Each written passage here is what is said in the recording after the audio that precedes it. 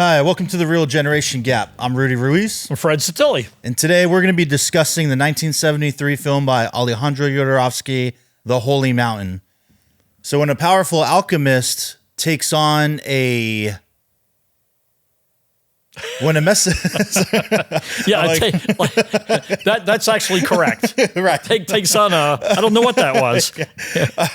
We essentially get a messianic-like figure who they call the thief in the credits, gets this alchemist at the top of this tower to become a mentor. And so them, along with 7 other materialistic figures, travel to the Holy Mountain where they can gain enlightenment. But really, it's 9. Right? Yeah, because I guess they got the 2 of them. Yeah. So this episode was actually requested to us after we talked about El Topo, by Tintin D4Q. They said we should review the Holy Mountain next, and I was not. Can I just call you Tin? Yeah. So thanks for the suggestion. We appreciate it. Anyone else who has any recommendations, please leave a comment and let us know, as always. But, obviously, I think the people who saw our El Topo episode will probably clock into this one. They got our thoughts there. I guess I'll start with this. I felt very similar getting into this movie. Like, we know we're going to go in and it's going to be this surrealistic acid trip kind of art house film. And it was a slog for me to get through, to be honest, much like the other one. But yeah, after thinking about it for several days now, I might revisit this one at some point. If there's a screening, I think I will check this out. I might like it a little bit better than El Topo, to be honest. That's just my kind of bare bones thoughts on it. Yeah, what was your take on the film? I liked El Topo better. Okay. This was like more of the same. Yeah. It was like this was done 3 years later.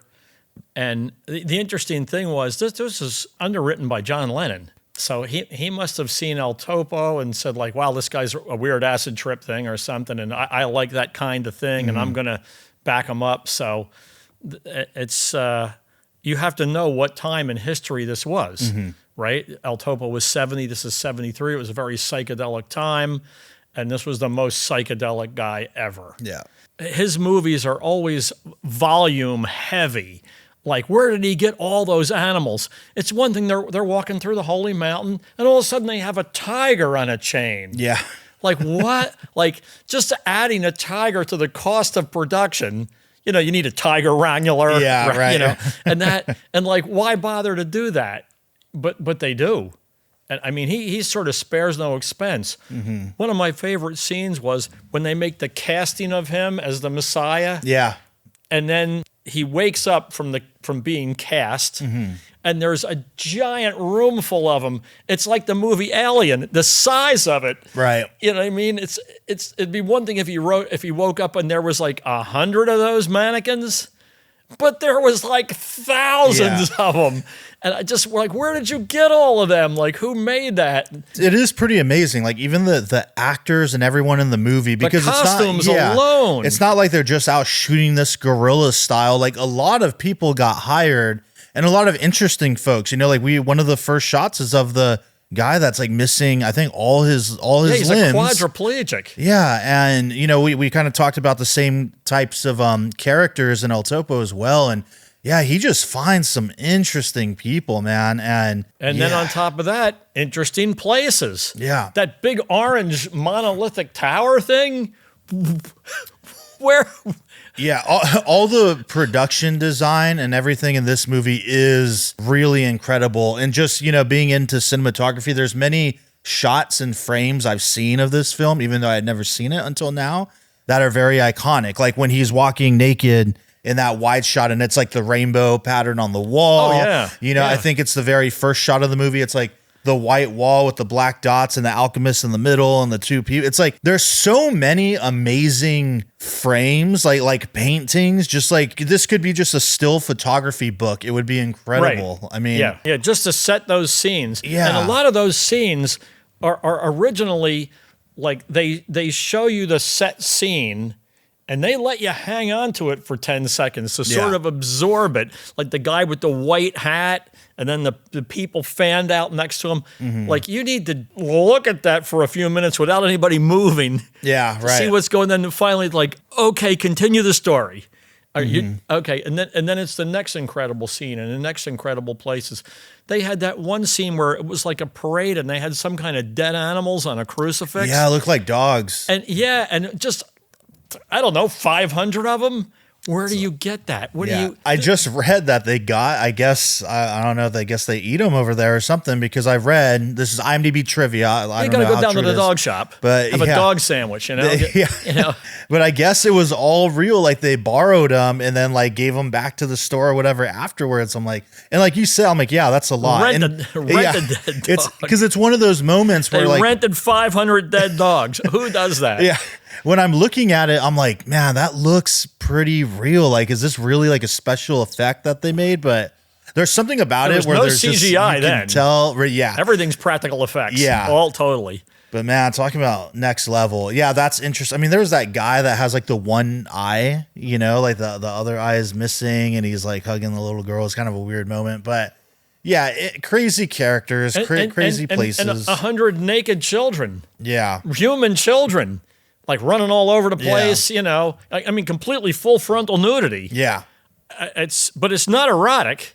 Yeah, no, not at all. It's There's a very different sensibility, you know, like cultural sensibility. It's amazing volume of images. Yeah. You know, and they didn't speak in this movie for a long time. Like the first 20 minutes, there's no dialogue. Yeah. And even then, there's very little dialogue. I guess I found this movie to be, El Topo was sort of anywhere in the desert, but this one was very Mexican. Yeah. They had like mariachi style music. And Jodorowsky, who makes all the music for this, you know, maybe in conjunction with one or two people or something, it's easy to not realize how spaced out it is. Right. In this movie, there was a lot of marching.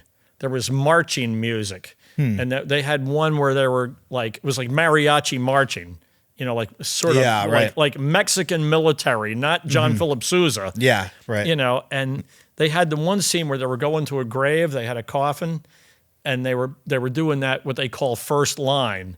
They're really slow, like bum, bum, brrr, bum, bum, brrr, and like a real sad trumpet. That's like a real New Orleans thing. Right, They do that, right? And then they put the coffin in the crypt.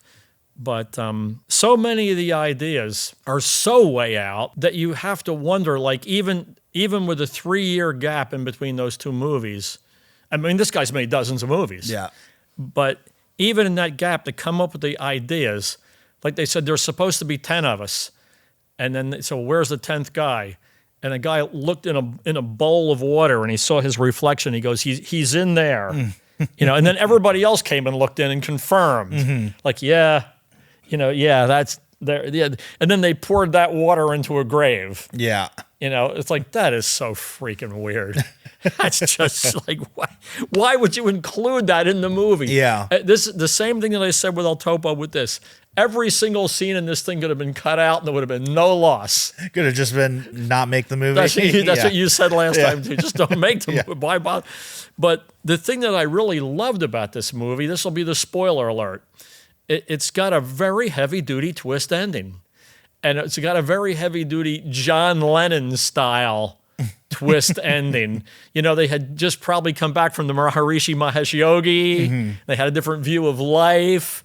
And when I saw that where they pan back, where he actually says, pan the camera back, and you see the whole camera crew and everybody. So what you said was really true. They have 10 actors in the scene, and then they have like 45 people shooting the scene. They had like boom mic. Yeah, the big like tower with the lights. And the boom guy. Yeah. I was so happy to see that because I did mention that in El Topo. Like, man, what does it look like to be on this set knowing there's like actual crew members around? And then we saw it in this movie. It's so easy in a movie to not realize that somebody's filming it. Yeah. It's so easy to buy into the magic and like, well, they were walking through the jungle. Yeah, especially they're walking through the jungle. Like there's a guy 10 feet away. Yeah. That's one of the things I hate about documentaries about the poor, right? Like I saw this documentary, Julia Roberts is in Africa and she's petting the not an orangutan in Africa, I guess it was Indonesia. But, you know, she's there and it's like, and there's like starving villagers, but she's not starving. She's going back to the Winnebago and having like a sub sandwich, you know? Yeah, and so is the crew. Yeah. You know? So I'm like, yeah, it's kind of weird that like, well, we're in the completely destitute, impoverished area. People have no water. We have Perrier. Yeah, right. They are drinking mud. Yeah. With mosquitoes in it, Yeah. And that scene where the bugs were on the guy or the spiders were on the guy. And the guy's that was laying awful. there with 100 giant tarantulas. To look at.